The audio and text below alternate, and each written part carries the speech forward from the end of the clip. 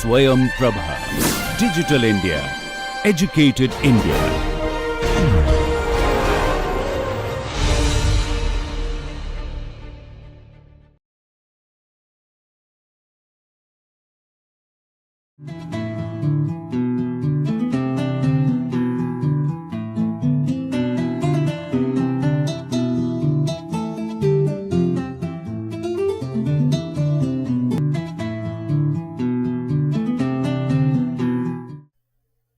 Hello friends, so here we are once again with the employment communication, a lab-based course, and now maybe we can move slightly slowly and take our time to establish this course and find ourselves in this course.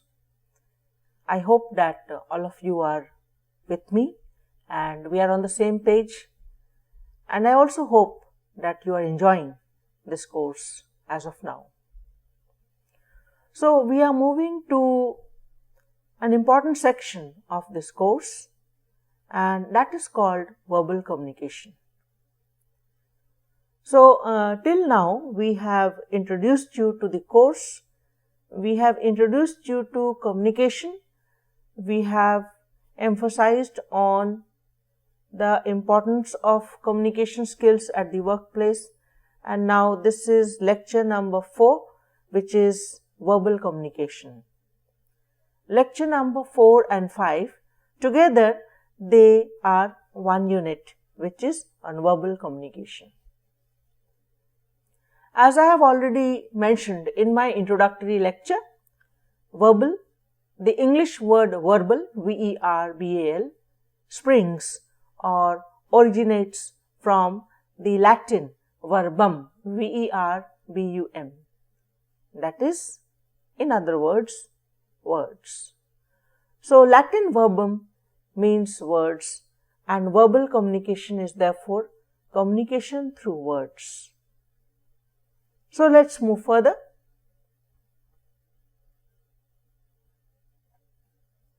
The concept I propose to you at the beginning of this lecture number 4, verbal communication and introduction, is that there are two ideas of communication. One aspect is verbal communication or language, and the second is the meaning of that language.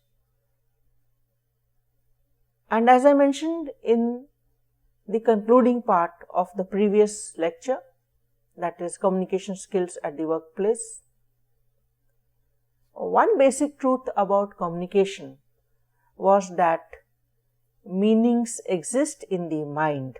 So when meanings exist in the mind, in this mental space, the space between your temples, therefore what one communicator may be trying to transmit or communicate to the communicatee or to the other may not be reaching toto or exactly the same per se, because of what we have in our minds, mental filters. We all agree that English is not our native tongue. It's a second language for us. And when we think or in our mind, the meanings are always in the vernacular or in our native tongue. So I may be teaching English or talking in English or speaking in English or conversing in English. The point is, my mind is making meaning in my native tongue, which may be Hindi, Telugu, Tamil, whatever. So the concept I propose in this course is how language and meaning can help minds to meet.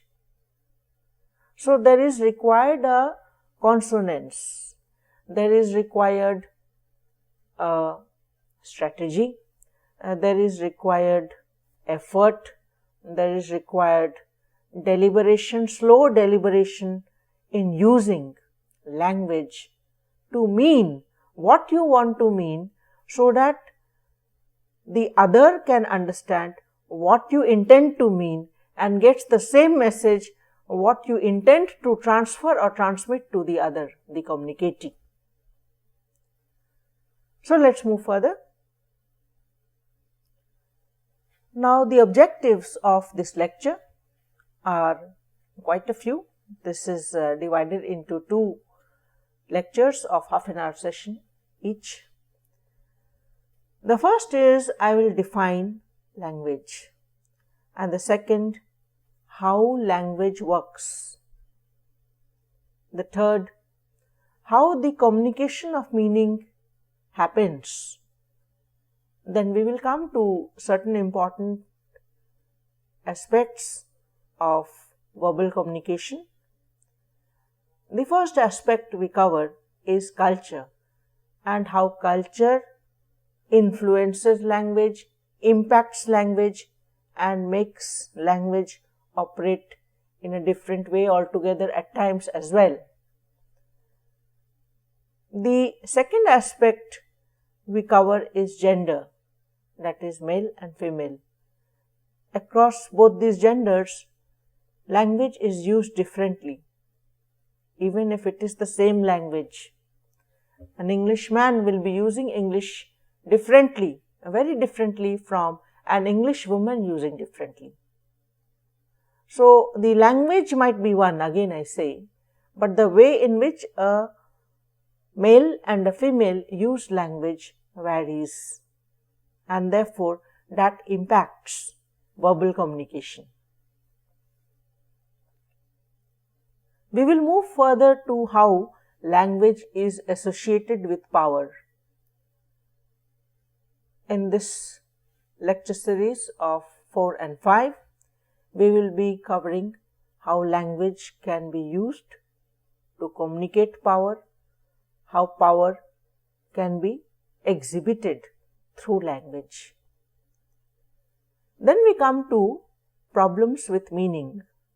As I said, the main concept I would like to communicate or make you understand in this lecture number 4, verbal communication and introduction, and the next lecture, verbal communication continued, is how to make the minds meet. Language and meaning, 2 things or 2 aspects can make the mind meet. So there are problems with meaning, and there are therefore patterns of miscommunication. Why somebody is saying or writing something and the other is not understanding in exactly the same way as the source, as the communicator intended his words to imply or mean. This will be covered under this heading, problems with meaning, patterns of miscommunication.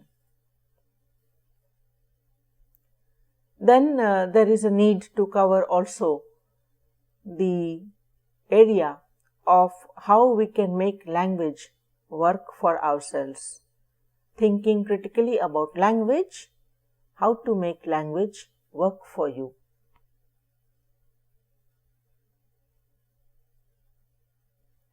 We have mentioned about culture, about gender, and then let's come to technology, an important area nowadays. So how has technology helped us use language? How technology has enabled us? How technology can be used further will be covered under this subheading.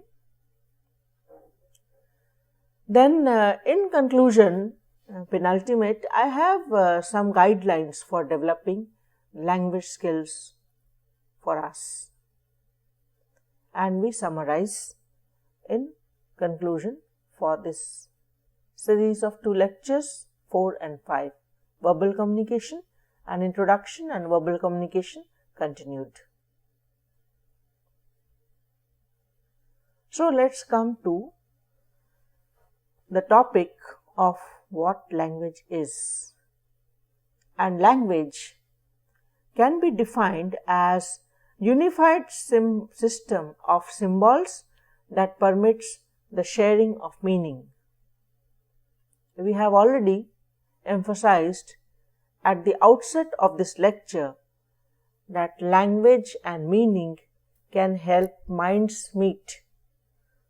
Now, language, if and is defined as a unified system of symbols that permit the sharing of this meaning. In other words, if all of us agree that this is we, then we all agree that this stands for we and we only, and nothing more, no less. So, unified system of symbols that permit the sharing of meaning. To move further, now let's come to symbol. A symbol is simply defined as that which stands for something else. Now let's say that we ask you a question. What does the rose stand for? Or the question, in other words, what does the rose symbolize? And of course, biologically or botanically or scientifically speaking, the rose is the rose. The rose is the queen of flowers, some say. And you have rose festivals, so on and so forth. But most of us will agree, now that Valentine's Day is also coming nearby, 14th February, most of us will think or will have this opinion that the rose stands for love. Since time immemorial, the rose has symbolized the most powerful and the most intimate of human emotions, that is love, the most powerful force on this planet. There would be perhaps no one here who would disagree that the rose does not stand for love. So again, the symbol is defined as that which represents or stands for something else. The rose represents or stands for love.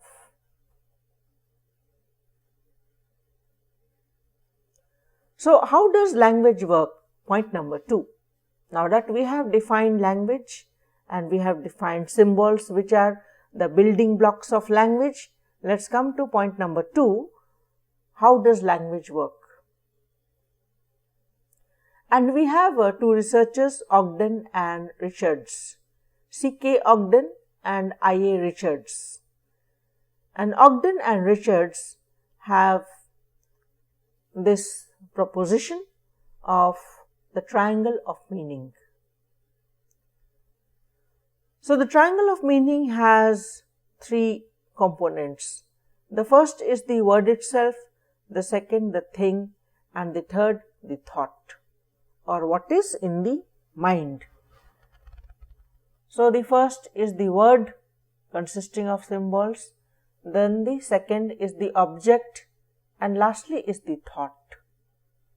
What you think when you use the word, for a thing.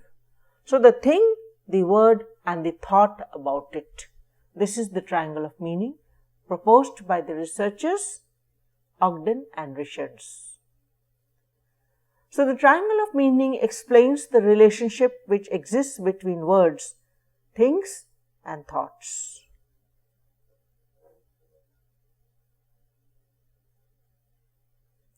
This is a pictorial representation of the triangle of meaning proposed by Ogden and Richards. So, as I said, on the top you have the thought. So, let's say you see a dog or a cat, and that is the thing. So, it is a 4-legged, furry, soft creature, small creature or big creature, and it is domesticated. And there is a word for that, that is dog, or let us say cat.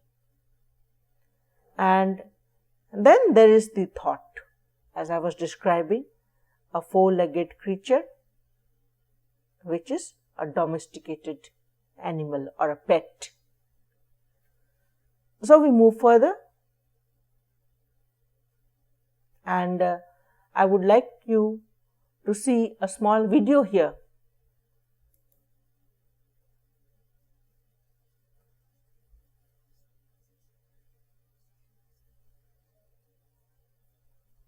Approach.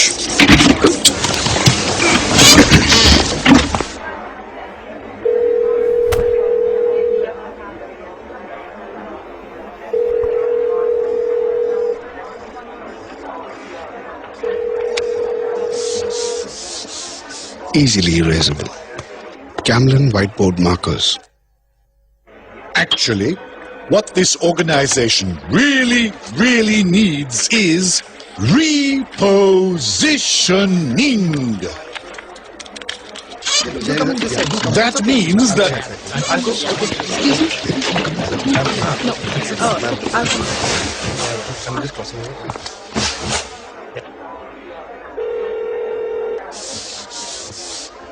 Easily erasable. Camlin whiteboard markers. what this organization desperately needs is change.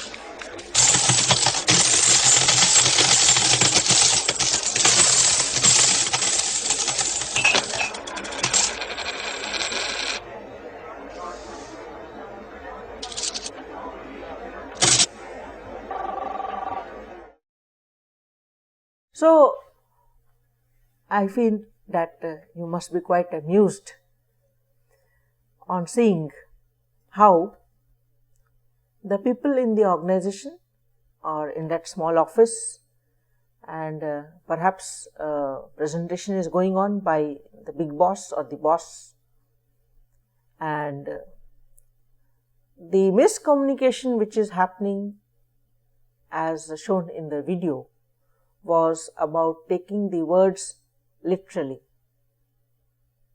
not understanding the meaning of the words as intended by the speaker. So, in the video you saw that the boss, perhaps, or the manager was speaking about one-on-one approach. This is a phrase in the workplace which implies something different from taking it literally, as the employees did, that they all stood behind one or the other, so as if they were in a way communicating that this is what they understood by one-on-one approach.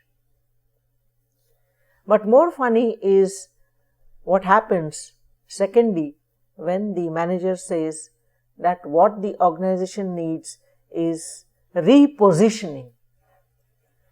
So, of course, it is a term of the business industry, of the workplace, and it means that you have to change the way in which you are now going to position yourself in the industry.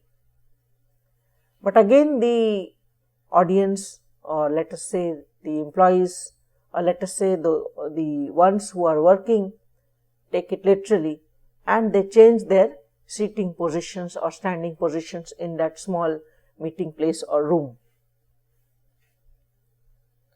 But I think the most funny point is when he speaks about change. Now we all know, we say also that change is the only constant factor in the universe. Any organization, any workplace must change. Even the fingers on our hands, they change, say minimum 6 months to 1 year. The lines on the fingers and the palm of our hands change. This is what Kiro says, the master of palmistry.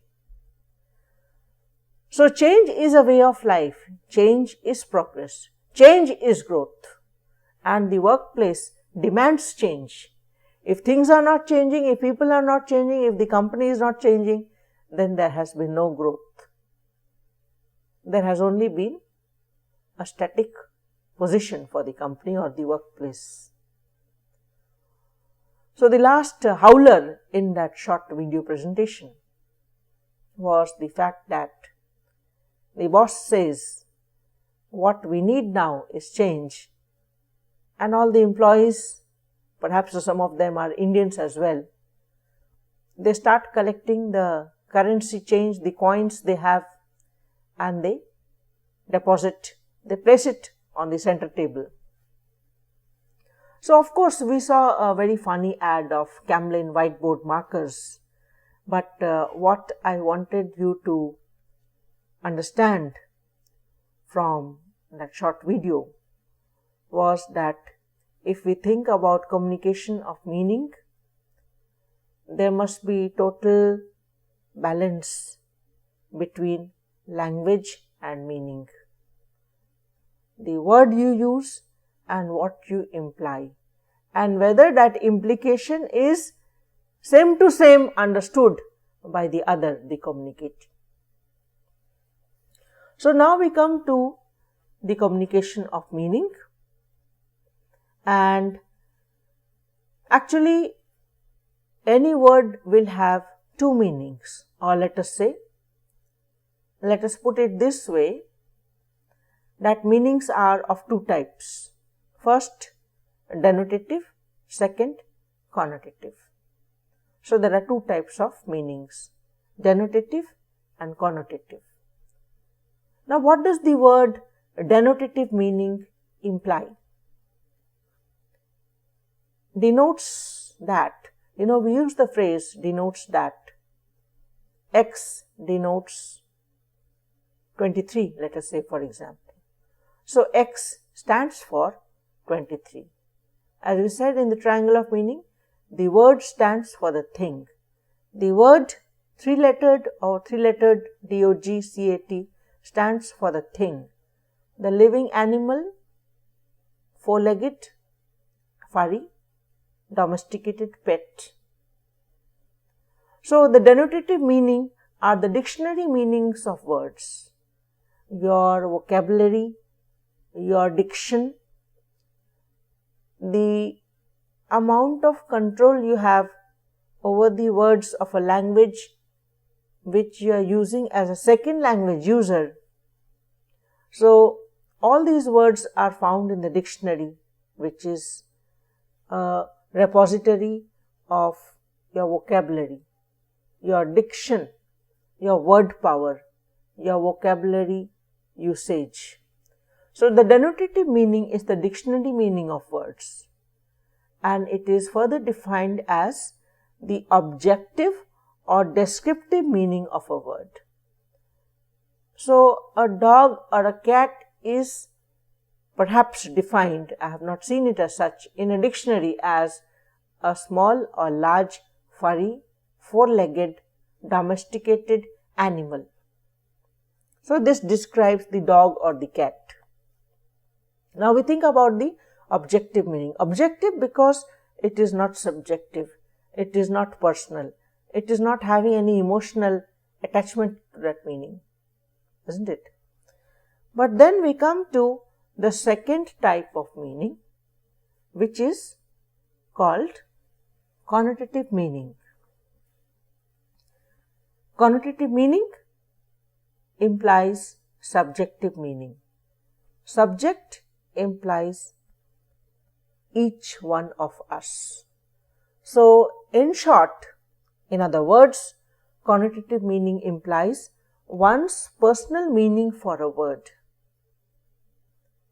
To carry forward the example which I was giving you of the denotative meaning of the word DOG or CAT in the dictionary, now we come to the connotative meaning. One person might use the word as for another one whom he or she doesn't like. Say somebody might say, "Come here, my dog," or somebody may say, "You are my cat." So this is one's personal meaning being applied to the word. It does not make the other who is being addressed as dog or cat, just as the meaning of the word dog or cat does not change in the dictionary as such. But the only thing is that when we connote, we apply our personal, individual meanings to the word. They are not that which exist in the dictionary.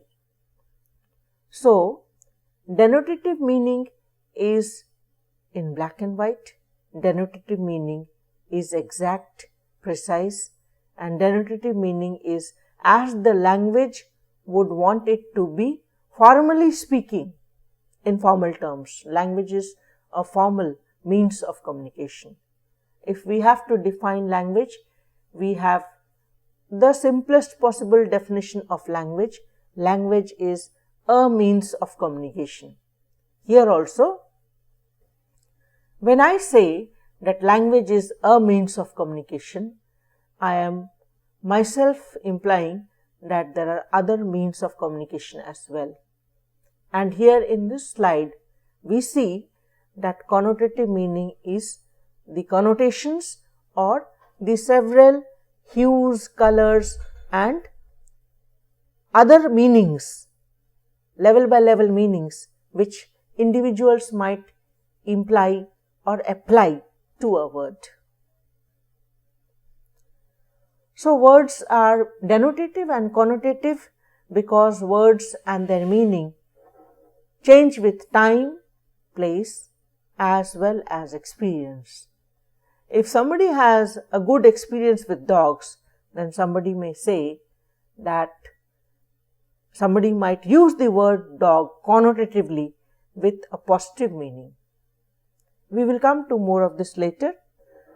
The point here is that language is concrete or abstract.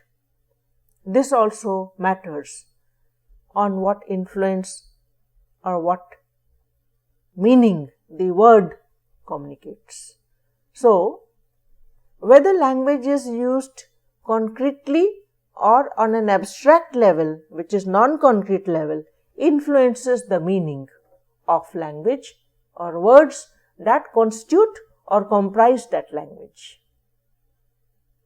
I would like you to go through this video.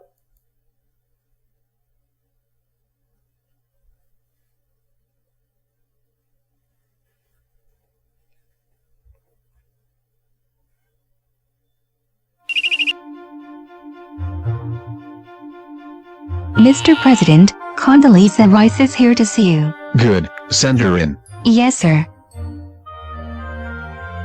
Good morning, Mr. President. Oh, Condoleezza, good to see you. What's happening? Well, Mr. President, I have the report here about the new leader in China. That's great, Condi. Let's hear it. Mr. President, who is the new leader of China? Well, that's what I want to know. But that's what I'm telling you, Mr. President. Well, that's what I'm asking you, Condi. Who is the new leader of China? Yes. I mean the fellow's name. Who? The guy in China. Who? The new leader of China. Who? The Chinaman. Who is leading China, Mr. President? What are you asking me for? I'm telling you who is leading China.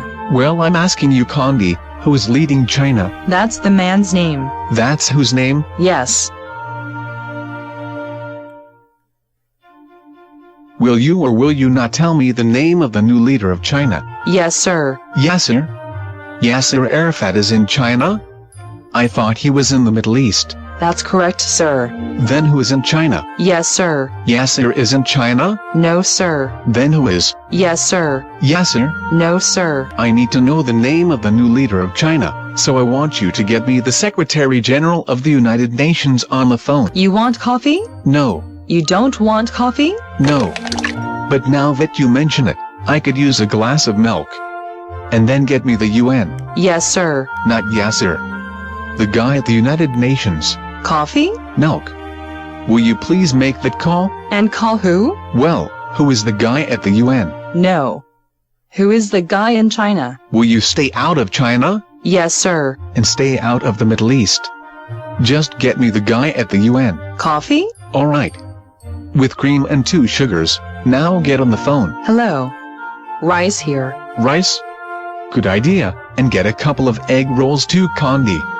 Maybe we should send some to the guy in China and the Middle East. Can you get Chinese food in the Middle East? I don't know.